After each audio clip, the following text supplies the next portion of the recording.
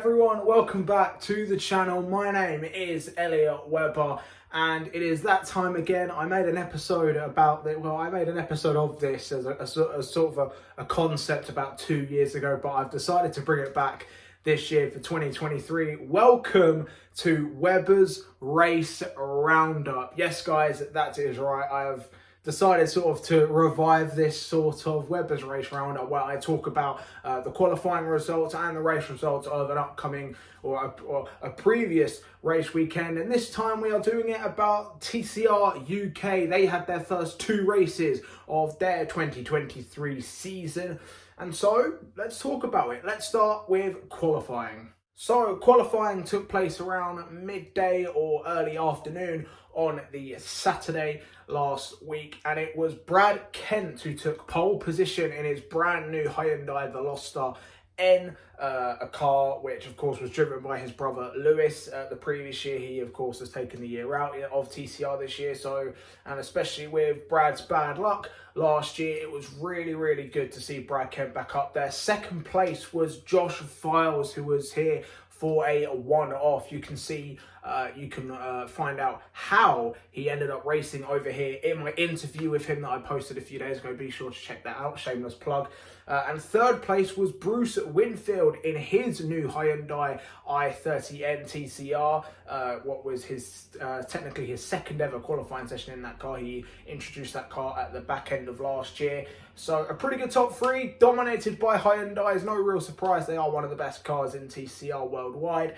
But there would be some post-race changes, let's say that, and unfortunately the bad luck seemingly returned for Brad Kent. It was announced in late evening that Brad Kent had lost his pole position. He had been disqualified for an issue I cannot remember. Please let me know in the comments below what that issue was. It would be greatly appreciated, which meant Josh Files was promoted to pole position in what was effectively, well, of course it was his TCR UK debut, but of course many fans of TCR will know that he is a 4-time TCR champion in Germany and Europe.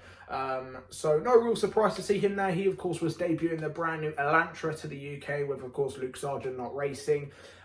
This of course meant that Bruce Winfield was put up to second place, and it also meant Adam Shepherd would be on the second row in P3, and Area Motorsport 1, 2 and 3. That is how you start your season off if you're Area Motorsport. So big congratulations to them. They got everything right that weekend. And so let's move on to race number 1. So moving on to the first race and sort of talking about the pre-race grid walk that TCR UK did for the fans. If you were at Snetterton like myself on the Sunday, you were able to get on to the grid for a grid walk ahead of race 1. This is where I managed to conclude my Josh Files interview and then do 3 more with Adam Shepherd, Dan Kirby and Carl Boardley. I'll leave some pictures up taken by my lovely dad who did this without me knowing. So yeah, hi Dad, thanks for that. Yeah.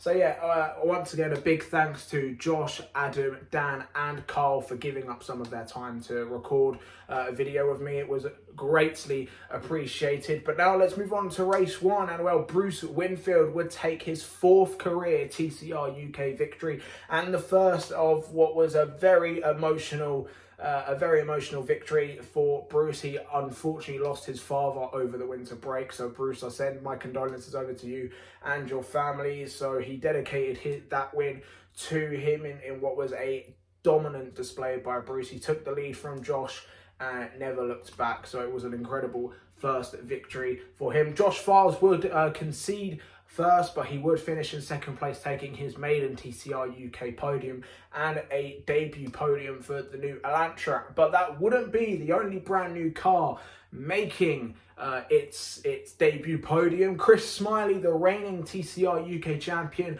managed to bring home a 3rd place finish for the brand new Honda Civic FL5 Type R. It was a brilliant performance by Chris, and quite shocking in fact to see that FL5 on the podium straight away, especially because Chris was facing some reliability and electrical issues, I believe it was, for Chris. So hopefully Honda and Yas Motorsport will have those sorted out by the next round in a month's time. He put on a brilliant defensive performance defending from Lewis Brown, who I will talk about later on. But Lewis had a brilliant maiden race, of course, his first full season in TCR UK. So that was race 1. Bruce Winfield for Area Motorsport, Josh Files for Area Motorsport, and then Chris Smiley for Restart Racing. That is the top 3. Now let's move on to race number 2, and this one was very spicy indeed. So race 2, the second and final race of the opening TCR UK weekend. Of course, it is the top 10 reversed for the second race, the top 10 race finishers of the first race. Alistair Camp took his first reverse grid pole in his second ever TCR UK race. The man doing double duty as he was also doing the Honda Civic Cup that weekend. Brad Hutchison in his second season took P2 on the grid with rookie and youngster Jensen Brickley, who also performed very well this weekend, taking P3. But that top 3 would not stay the same. It was another chaotic and crazy TCR UK race, as we've sort of come to see in recent reverse grid races in TCR UK. But it was an incredible performance by Lewis Brown, who in just his second ever TCR UK race would take his maiden TCR UK victory in the Cupra Leon Competition with Chameleon Motorsport. Alex Lee took second place, his first podium in what will be his first full season of TCR UK, the youngster from Essex like myself. So a little bit proud to have an Essex boy on the podium again. Very, very pleased to see that. So yeah, another great performance by Alex Lee with Bruce Winfield taking 2 podiums. A great way to kick off his championship assault this year. So it indeed was Lewis Brown for Chameleon Motorsport with Alex Lee for Area Motorsport, and then once again Bruce Winfield for Area Motorsport. Something tells me we're going to see a lot of Area Motorsport on the podium this year in 2023.